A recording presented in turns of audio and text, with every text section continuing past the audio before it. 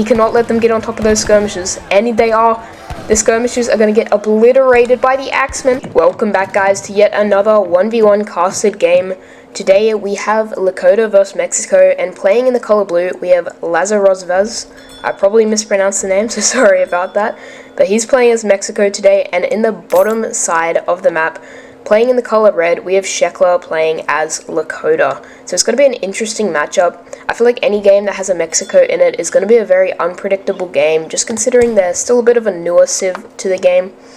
And there's just lots of different build orders that they have in their arsenal. But if we take a look at what he's going for here, he does have the market opening here, so a nice little market coming up.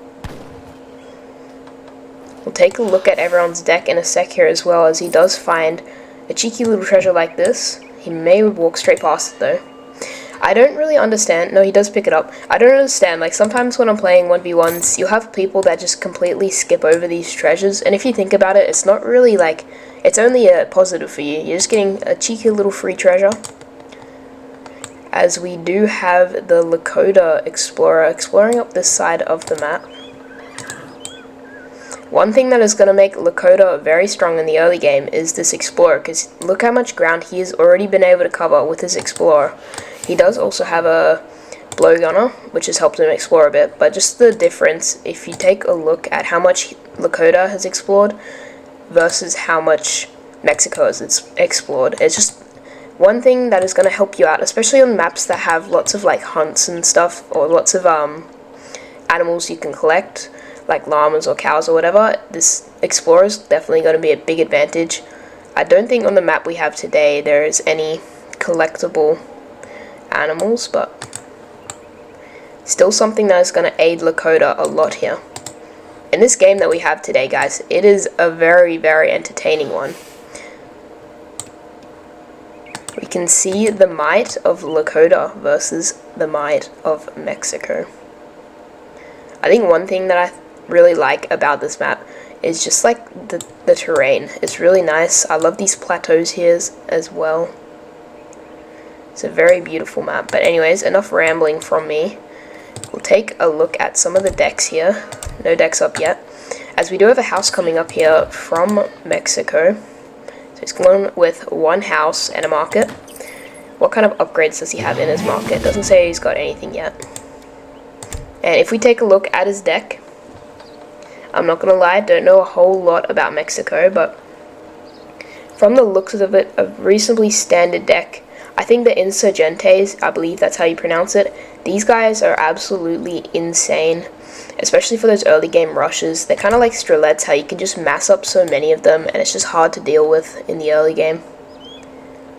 It'd be interesting to see whether Mexico go for like some early game aggression here, or whether they will be playing it a little bit more into the late game.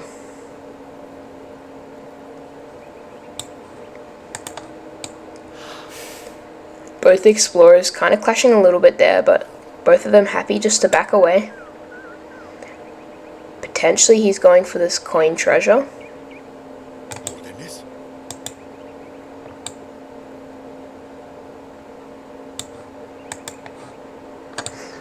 A cheeky little army of blowgunners coming up here as well, so he's been collecting his little army. I think one thing that's really cool with your sharp shot ability with your European civs is you can actually take out like Lakota's treasure guardians that they've collected. You can use the sharp shot on them, and actually I never knew that until like a few days ago when someone just obliterated my blowgunner. It was quite sad, but guess you learn a new thing every day. As we do have Hacienda wagon, that's probably not how you pronounce that, and we do have the age up. He's going with, not even going to try to pronounce that, but there you guys go. And if we take at the Lakota deck here, ooh, we do have, so the 4 villages, which is quite an advantage to Lakota as well, because that means they're getting that extra villager rather than just the 3 villages. They have the 9 bison, which is quite nice. He could even, I mean, he's completely stacked out his second and third age, so he can't fit any more shipments in here. But generally when I play Lakota, I like to put the 15 bison in here, but I guess he didn't have enough room because he wanted to prioritize these other cards over the top of them. But a nice deck here, a few upgrades, love to see it, and tons of unit shipments as well. Do have another treasure getting picked up here, and a bit of a forward base here with the farm. I think it's really funny how you can you use this farm thing to make a forward base against your enemies. It's just such a weird concept. Like, if you talk to any legacy players that haven't played this game yet, and you tell them that there's a civ that you use farms to make forward bases, they just wouldn't believe you. But new times have come for the Age of Empires 3 fans, and we do have some amazing civs like Mexico, and hopefully Italy coming in as the next civ. I don't know if anyone's seen any spoilers, but that does look like that'll be the next civ. As Lakota have pretty much transferred all of their villages onto wood. They did go with the 15 vil age up, which I believe is a pretty standard age up for Lakota.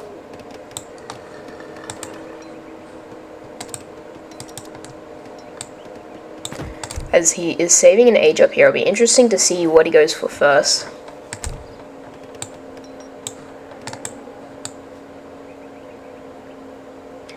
I am expecting that he is going to be putting some early pressure on here, as he does have this very much aggressive farm placement here, or forward base placement, sorry. It is literally within the same screen as the home base of Lakota. We do have a war hut coming up here from Lakota, so getting some defense up. And for the shipment, he did send in the 5 villages. I think the federal state age ups are very, very cool as well. I really like the idea. I think it makes the civ a little bit more complex and adds a lot more depth to it as well. And obviously there is all the revolutions that you can do as Mexico. We do have a church up, or a cathedral up here as well. And I love these little XP crates as well. So they're very similar in many ways to US with their federal age ups and XP crates, which I think is cool because lots of the civs that are geographically near each other, like if you think of all the Asian civs, they have lots of similarities with their export and stuff, and then the African civs with their influence. I like how they've done that with AoE 3. I think it's a very cool way of doing things. So we do have some insurgentes getting spawned out here, and they're also very cheap. They're only 65 food, so very easy to get them in masses. If we take a look, we have some club warriors going to be coming out here. And for the first shipment, he did send in the 5 villages. And he has a solid army of treasure guardians right here as well, so you love to see that. A batch of 4 club warriors coming out.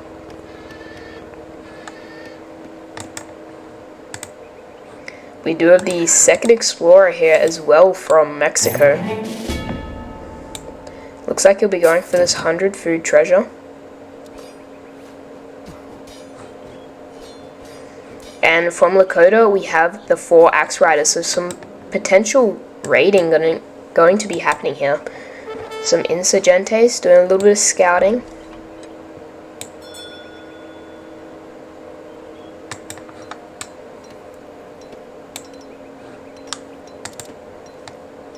And from Mexico, we do have some wood shipments or crates out here.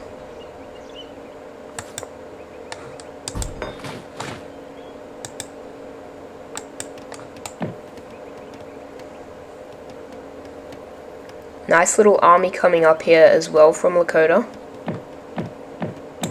And he does also have this beautiful trade post over here.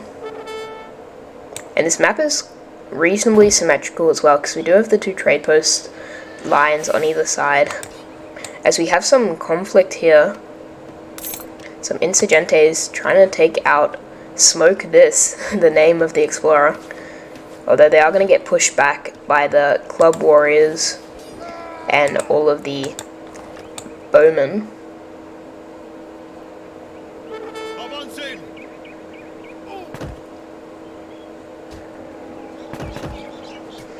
Lakota looking to take out all of these insurgentes and not let them escape, and he's going to have a reasonable chance of being able to do that, as we do see some saltadors, whatever you want to call them, coming out here. Some solid skirmisher units, which is definitely going to help against some of these Lakota units, although these axe riders will be able to take out those skirmishes pretty well.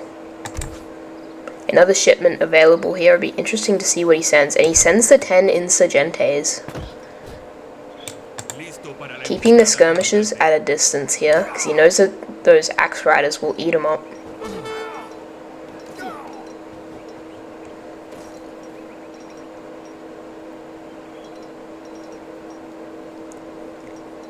He's sending all of his units down to Mexico's little forward base here, as he puts his skirmishers into stealth mode, hoping to get a little bit of a sneaky attack or potentially just a getaway here.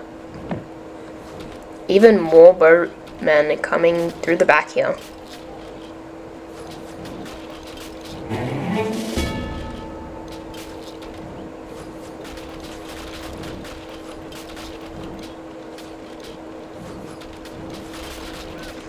Yeah, sieging down the barracks. He should be able to get this spawn of 5 skirmishers out though. And he's about to get the insurgentes and some more skirmishers out. Has a big spawn of insurgentes on his bowman, and should get some more skirmishers out here just in time. Lakota concentrating on getting that barracks down. He does get the barracks down, but it's all going down here. Some clubmen going onto the skirmishers out the back here. The insurgentes have all been taken out here as well. Just some skirmishers left. He needs to get those axe riders on top of those skirmishers. And look at that. That was just a one tap.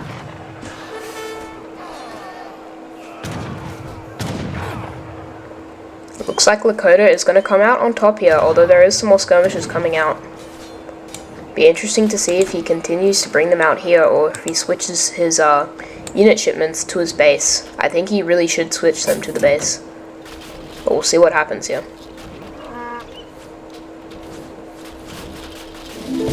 Yes, he switched them to the base, so a good play there. As we do have a cheeky little mass of insurgentes and some more skirmishes. He is getting up a barracks in the back here. If we look eco-wise, we have 27 villages out for Mexico and 28 out for Lakota. So that's pretty standard. They've both been good with their villager production. Lakota only having the 1 extra villager because of their shipments. And Lakota will be able to take out this farm quite easily.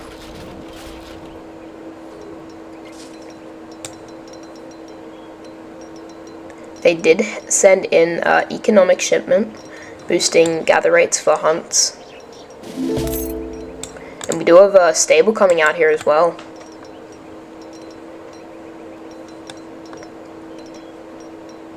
So it's been quite back and forth so far. I think Lakota at the moment have looked a little bit stronger just with their army. They have a nice amount of club warriors and quite a few bowmen and 3 axe riders left. 1 did go down in that fight. And they're also getting up yet another trading post here.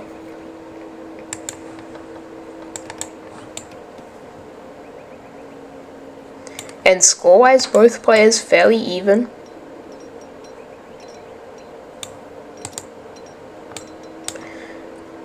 We have some cavalry coming out here for Mexico. And Lakota's army is just pushing up into the base, looking to take out the cathedral here. We will see some retaliation though from Mexico.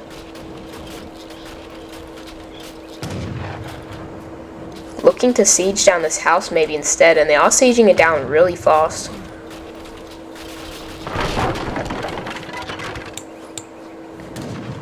Skirmishers getting some shots off, taking out 1 clubman.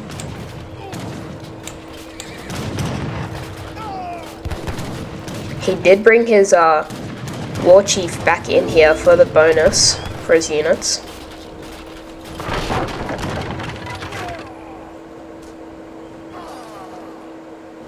Looks like the axe riders will get taken out here. So Mexico probably gonna end up on top here. He probably just needs to back out here, Lakota.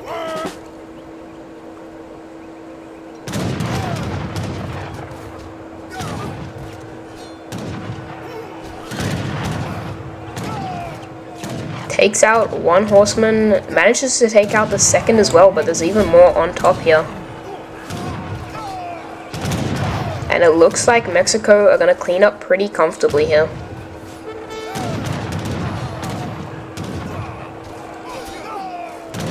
So it's been a very back and forth game here. It'll be interesting to see how this one turns out.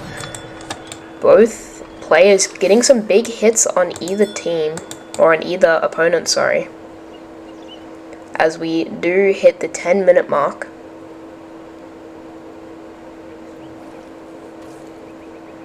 Be interesting to see how Lakota respond to this. We do see some bow riders coming out, which I think is quite the sensible choice considering there is a big mass of cavalry by now.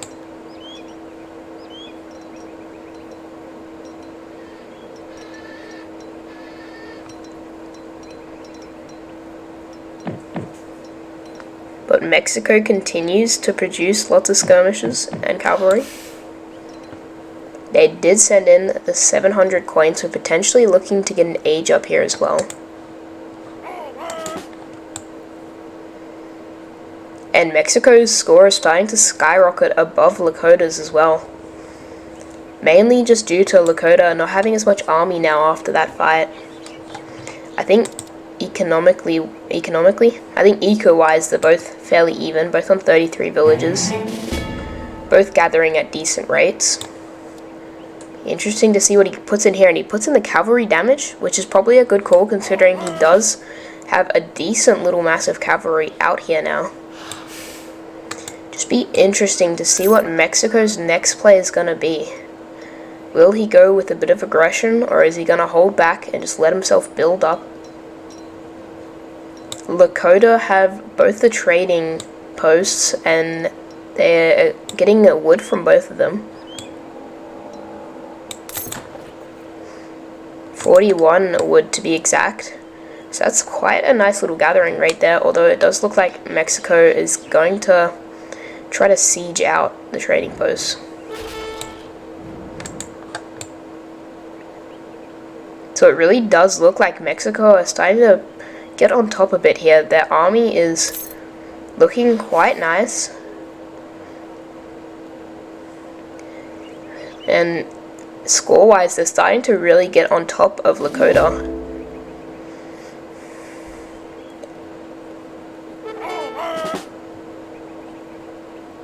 If we take a look at Lakota's army here, we have 15 bow riders, so a nice mass of bow riders.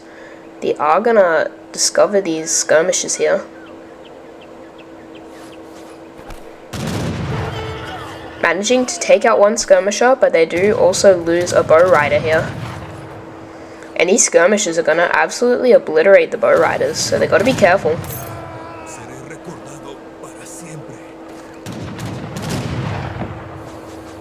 Some more Shinakos coming in the top here. Should look to try to take out some of this cavalry.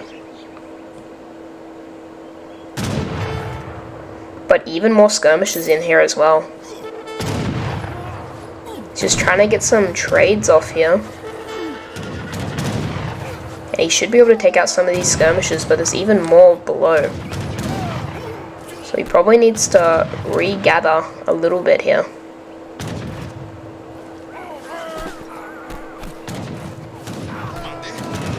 So these bow riders are very expensive. I do believe that they are 200 resources in total.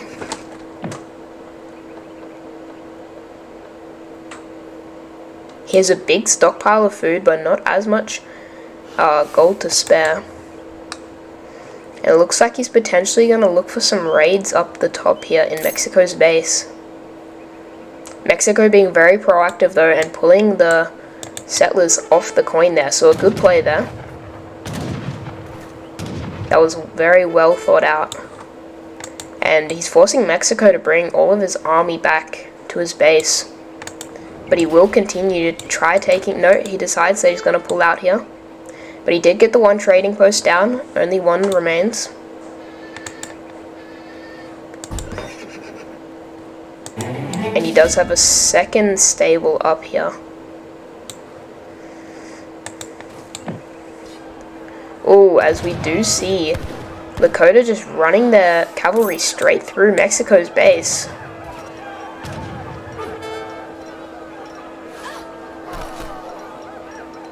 But it looks like Lakota's probably going to lose some units here.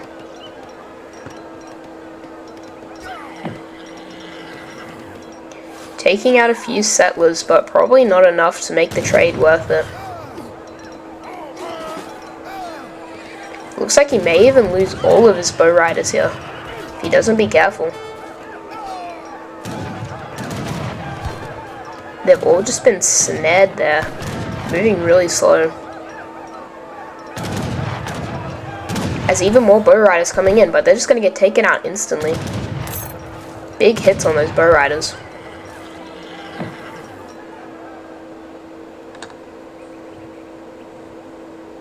So all of his bow riders are just backing out, heading back to the base. He is sending in the 700 coins, so potentially looking for an age up here. That was very well handled by Mexico, although he is kind of being forced to gather up these berry bushes. If he can kind of secure all these hunts down here, he's going to be left with plenty of food. He has to be careful of any raids, and it doesn't look like the insurgentes are going to be looking to take out this trading post. However, we do have some bow riders coming down onto the insurgentes.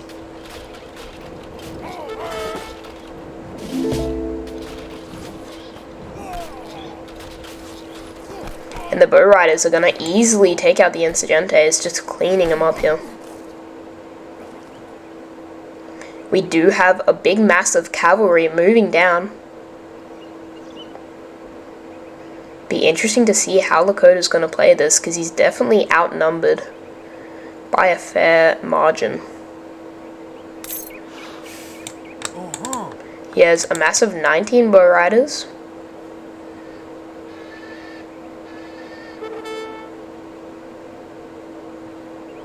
And he is going to start sieging down that trading post again.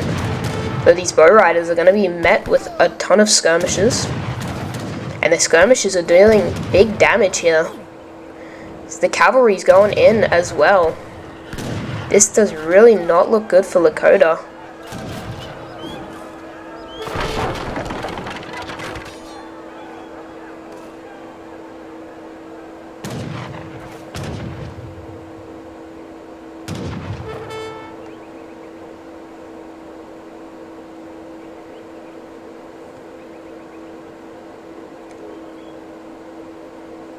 Lakota moving his units back towards the base, as he is getting an age up here as well with the wise woman.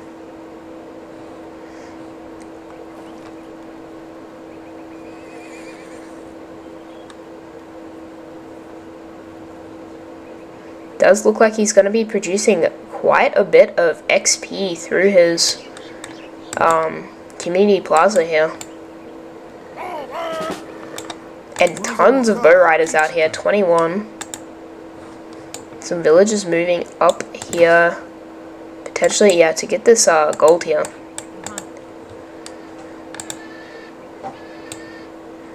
And Mexico's economy, yet again, is just still on top of Lakota. But that's probably to be expected. Just because Lakota probably doesn't have the strongest economy. I think lots of their strength comes through some of their units like rifle riders and bow riders and stuff.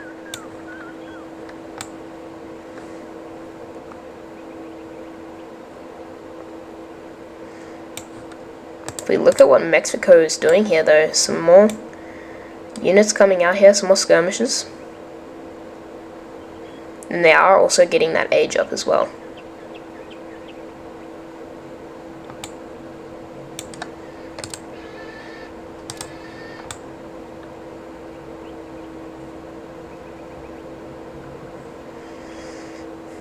Lakota moving their big, massive bow riders, potentially to go look for some raiding to do. And if he spots this group of villagers up here, that's 8 villagers that are going to go down. And it looks like he should stumble across it. Will he see it though? That is the question.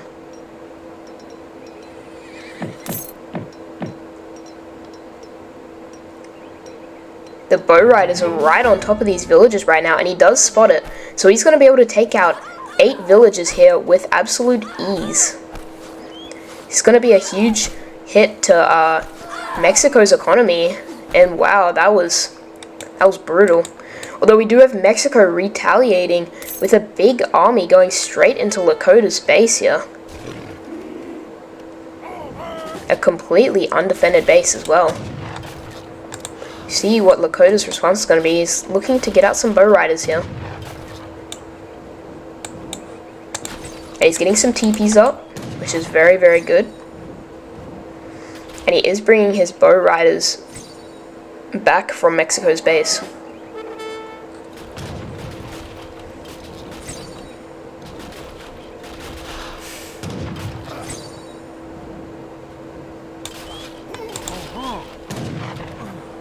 Bow riders getting a big XP bonus here from the TPs.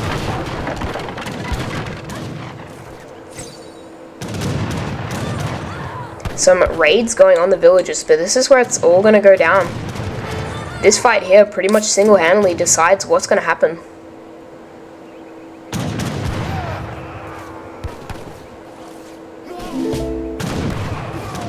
The attack bonus coming in here, and tons of bow archers here. And they should clean up these cavalry. It is the skirmishes that are going to be the problem here. Completely wiping out the cavalry, chasing them down as well. Decides to regroup out the back here. He's getting some more bow riders out here.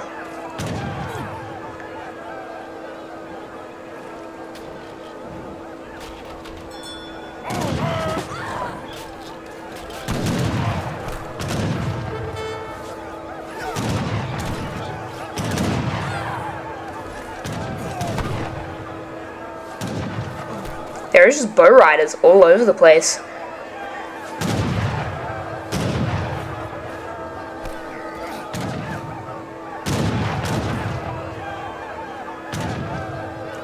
Moving the bow riders towards the back of the base, although he does have some bow riders about to spawn here as well. How is he going to handle that?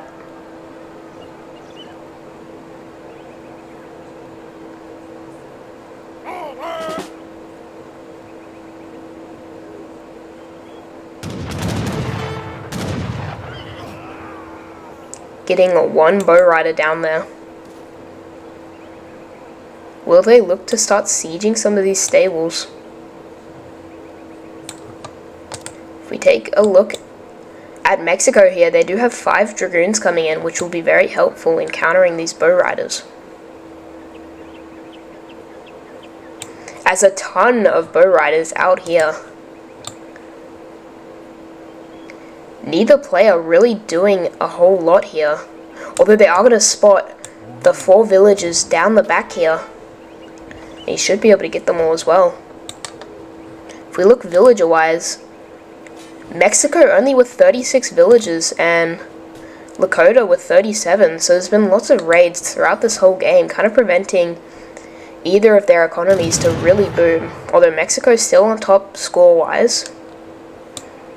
Just a huge mass of bow riders here. Looks like the bow riders are just going to sit on top of these skirmishes and obliterate them.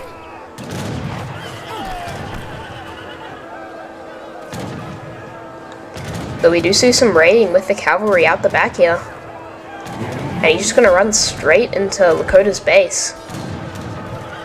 Lakota sending in some axe riders, which is very much needed. It is going to obliterate the skirmishes here. It just depends whether he can hold on for long enough. He's going to be able to take out the insurgentes. Still does have 8 idle villages though, which isn't ideal. Oh, and the Axe Rider's coming out. Oh, he doesn't decide to go for the skirmishes yet. I think that's a good play. Don't want to get too excited. We do see some Rifle Riders. No Rifle Riders yet. I have a slight bias towards Rifle Riders because they are my favorite Lakota unit. Just how they're able just to absolutely obliterate armies of skirmishes and artillery is very, very fun to use and watch. But we are going to see a big mass of Axe Riders here as well, which could just run straight through Mexico.